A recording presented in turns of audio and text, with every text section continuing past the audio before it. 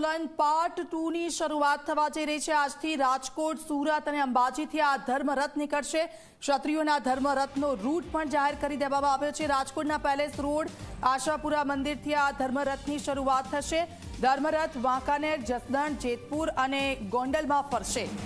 તો આપ જુઓ, આજથી ક્ષત્રિયોનું આંદોલન પાર્ટ 2 તેની શરૂઆત થવા જઈ રહી છે। રાજકોટના પેલેસ રોડ, આશાપુરા મંદિરથી આ ધર્મરથની શરૂઆત। ધર્મરથ अलग अलग जगहों पर फरशे। राजकोट, सूरत और अंबाजी में धर्मरथનું आयोजन, क्षत्रियों धर्मरथનો रूट जाहिर કરવામાં આવ્યો છે।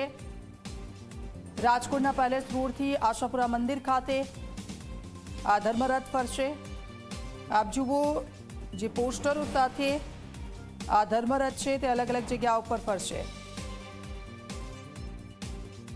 ક્ષત્રિય સમાજના આંદોલનના પાર્ટ 2 ની આજથી શરૂઆત છે તે થવા જઈ રહી છે અને રાજકોટના પેલેસ રોડ, આશાપુરા મંદિર ખાતેથી ધર્મરથ છે તે શરૂ કરવામાં આવશે। મુખ્ય સંકલન કરતા જે સમિતિના જે રમજુભા જાડેજા છે આપણી સાથે છે। રમજુભા, શું કહેશો, આજથી પાર્ટ 2 ની શરૂઆત? જે શ્રી પરસોત્તમભાઈ રૂપાલાના એક વાક્યથી સમગ્ર ક્ષત્રિય સમાજનું જે પ્રકારે અપમાન થયું, જે પ્રકારે એમની લાગણી ગવાણી, એનાથી ક્ષત્રિય સમાજમાં બહુ આક્રોશ અને દુઃખની લાગણી છે।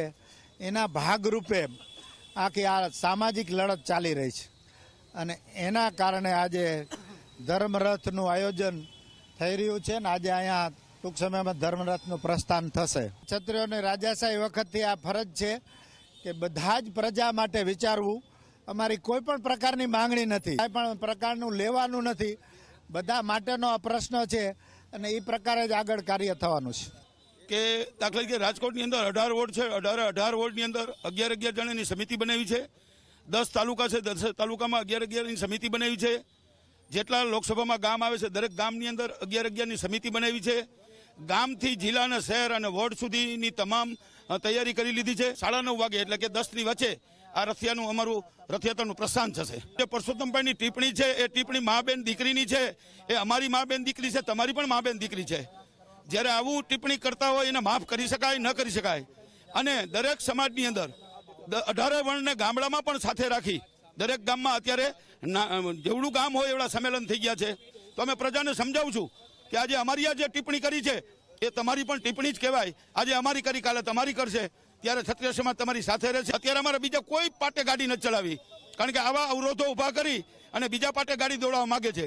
એને જે ટિપ્પણી કરી છે એની ટિપ્પણીની સજા એને ચોક્કસપણે મળશે। રથ ક્યાં ક્યાં જશે અને કઈ રીતનું આખું આયોજન?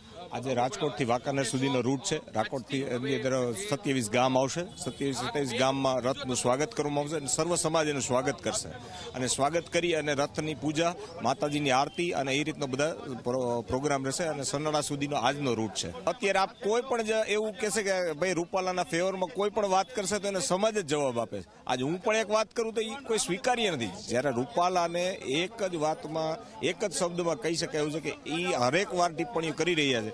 કાલે પણ એમને એવું કીધું કે ક્ષત્રિયમાં સાથે રહે।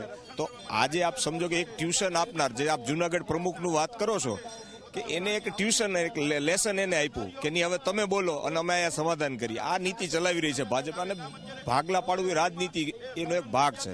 ક્ષત્રિય સમાજ સંગઠિત જ છે।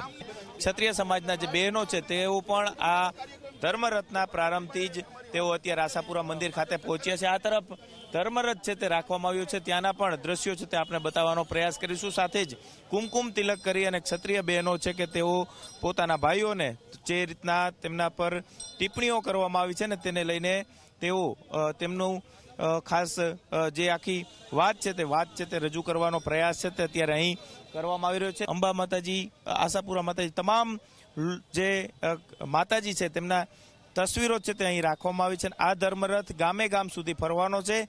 ક્ષત્રિય સમાજનું જે આંદોલન ચાલી રહ્યું છે તેની અંદર જે રીતના મોટી સંખ્યામાં 18 વરણ જોડાય તે પ્રકારના પ્રયાસો છે તે હાથ ધરવામાં આવ્યા છે। એટલે કે ક્ષત્રિય સમાજની અંદર જે રીતના એક લડાઈ છે તે જોવા મળી રહી છે। અસ્મિતાની આ લડાઈની અંદર જે તમામ ધર્મના, તમામ જ્ઞાતિના લોકો છે તે જોડાય તે પ્રકારના પ્રયાસો છે તે અત્યારે હાથ ધરવામાં આવી રહ્યા છે। ભાજપના પ્રમુખ કિરીટ પટેલે જે રાજાઓ ઉપર જે રીતના ટિપ્પણી કરી છે ને તે મુદ્દે પીટી જાડેજાએ પણ સ્પષ્ટ કહ્યું છે કે આ મુદ્દો હમણાં કોઈ લેવામાં નહીં આવે, પરંતુ મતદાન પછી કિરીટ પટેલને પણ તેનો સબક છે તે શીખવાડવામાં આવશે અને તેને પણ હોદ્દા પરથી રાજીનામું આપવું પડે તે પ્રકારનું આખું આંદોલન છે તે ચલાવવામાં આવશે. એટલે કે હવે ક્યાંક ક્ષત્રિયો છે તે લડી લેવાના મૂડમાં જોવા મળી રહ્યા છે.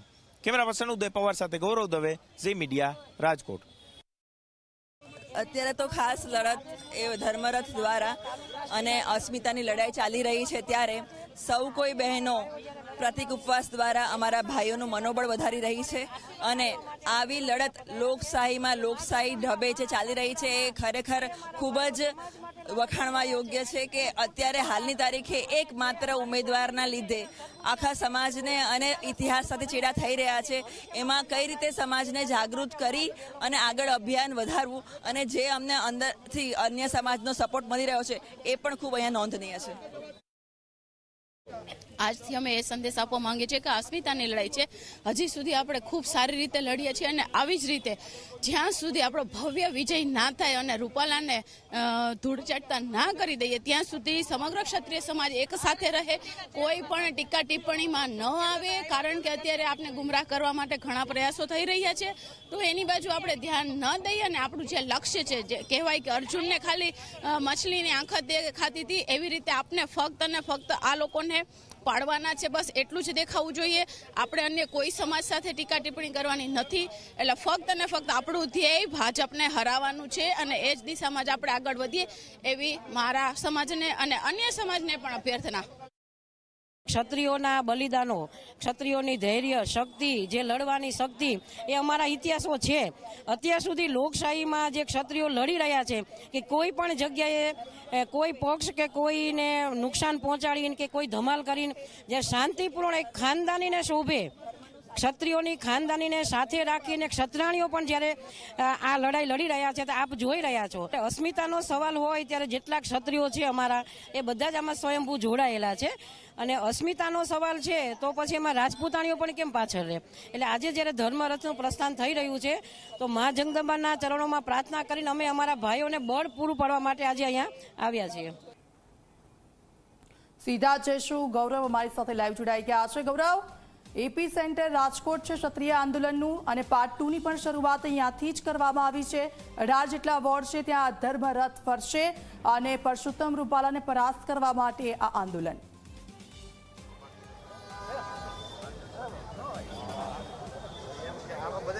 દીક્ષિતા, પરસોત્તમ રૂપાલા દ્વારા ક્ષત્રિય સમાજ પર જે ટિપ્પણી કરી અને ત્યાર પછી ક્ષત્રિય સમાજ છે તે આંદોલનના માર્ગે આવ્યો હતો. સતત જે રીતના તેમનું ઉમેદવારી પત્ર છે તે મંજૂર કરવામાં આવ્યું અને ત્યાર પછી ક્ષત્રિય સમાજે જે રીતના જાહેરાત કરી હતી તે મુજબ પાર્ટ 2 ની શરૂઆત છે તે કરવામાં આવી છે. આજે રાજકોટના પેલેસ રોડ ખાતે આવેલું આશાપુરા મંદિર છે કે ત્યાંથી ધર્મરથની શરૂઆત છે તે કરવામાં આવી છે. આ ધર્મરથના દ્રશ્યો છે તે G24 કલાકની સ્ક્રીન પર આપ સીધા જ જોઈ શકો છો કે ક્ષત્રિય અસ્મિતા જે આંદોલન છે તે આંદોલનની અંદર આ ધર્મરથ છે તે અત્યારે તમામ જિલ્લાઓમાંથી કાઢવામાં આવી રહ્યા છે અને આ જે ધર્મરથ છે તેનું પ્રસ્થાન સૌરાષ્ટ્રના જે ક્ષત્રિય સમાજના આગેવાનો છે કે તેમના દ્વારા કરાવવામાં આવ્યું છે. સંકલન સમિતિ છે કે તેમના દ્વારા પણ સતત પાર્ટ 2 આંદોલનની શરૂઆતના જે અણસાર આપ્યા હતા અને તે જ પ્રકારે પાર્ટ 2 છે તે આજથી શરૂ થયું છે. મોટી સંખ્યામાં બહેનો છે કે તેમના દ્વારા આ ધર્મરથનું પ્રસ્થાન છે તે કરાવવામાં આવ્યું. એ સમયે ઓવાણા છે તે લેવામાં આવ્યા હતા. આ તરફના દ્રશ્યો છે તે આપણે બતાવવાનો પ્રયાસ કરીશું કે ધર્મરથ છે કે તેની અંદર 18 વરણ ને લઈને ખાસ તમામ સમાજ છે તે એકત્ર થાય અને ભારતીય જનતા પાર્ટી વિરુદ્ધ મતદાન થાય તે પ્રકારના પ્રયાસો છે તે હાથ ધરવામાં આવે. તે પ્રકારે તાલુકા કક્ષા અને ગ્રામ્ય કક્ષા સુધી તેમની જે અવાજ છે તે ધર્મરથ દ્વારા પહોંચાડવામાં આવશે.